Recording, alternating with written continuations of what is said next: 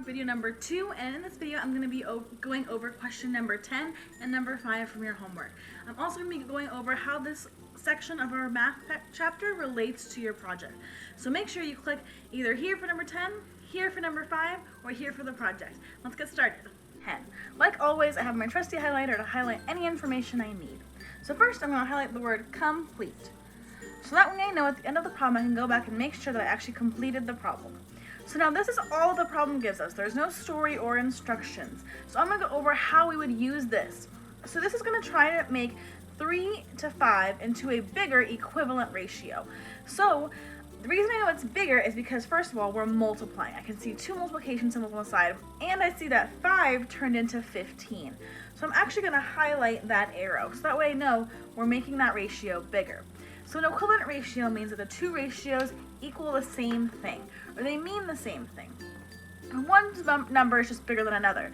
This could be used in lots of different things when you're measuring or cooking or anything else where you have to make it bigger.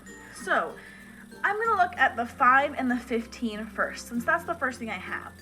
And I'm going to think, what can I multiply by 5 to get me to the 15? So I know that I can multiply 3 and 5 together, and that'll get me to 15.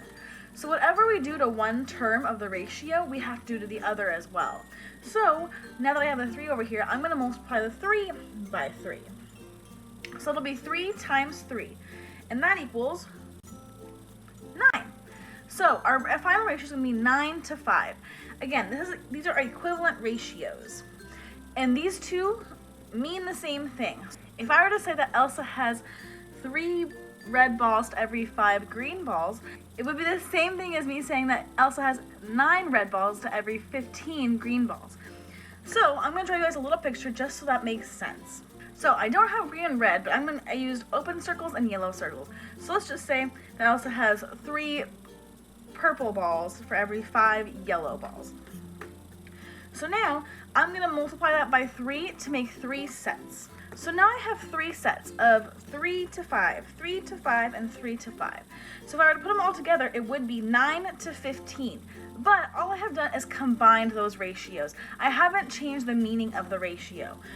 If I were asked to simplify 9 to 15, it would actually be 3 to 5.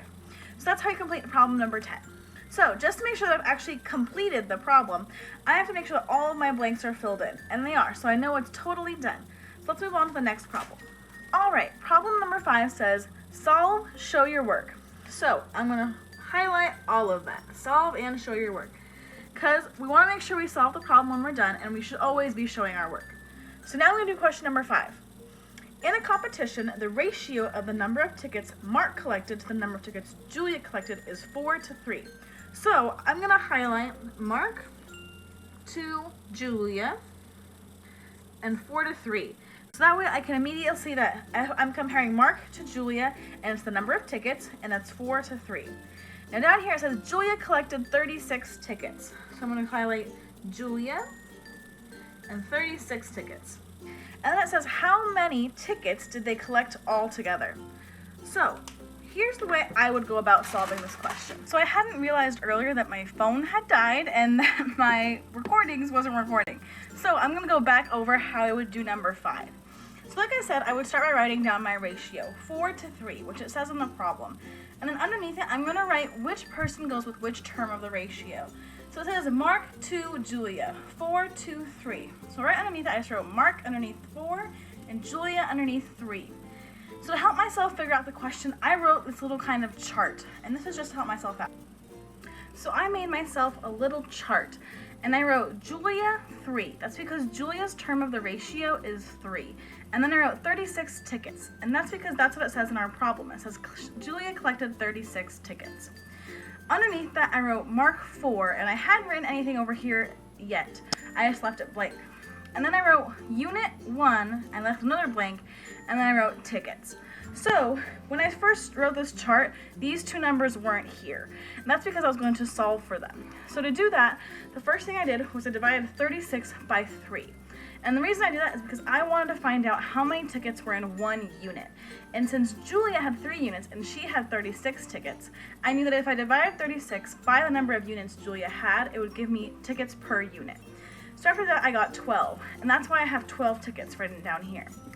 So after finding that out, all I had to do was multiply the number of units Mark had, which is 4, by the number of tickets per unit, which is 12, which equals 48 tickets. And then I just put that back into my chart. So now I know that Julia had 3 units and 36 tickets, Mark had 4 units and 48 tickets, and 1 unit is equal to 12 tickets. So then I went back to my question, and I looked and tried to find exactly what they were asking for. So the final question says, how many tickets did they collect all together? So all together is the important part. So now I just added the number of tickets that Julia made and the number of tickets that Mark made, equaling 84. But this isn't my final answer yet. My final answer is actually going to be a complete sentence. I'm going to write Julia and Mark collected 84 tickets all together.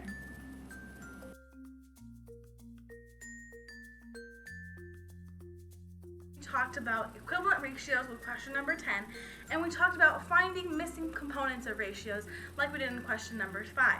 So if in your project you know that you need to make things bigger, you can use equivalent ratios to find out how much bigger, or what the final ratio will be once they are made bigger.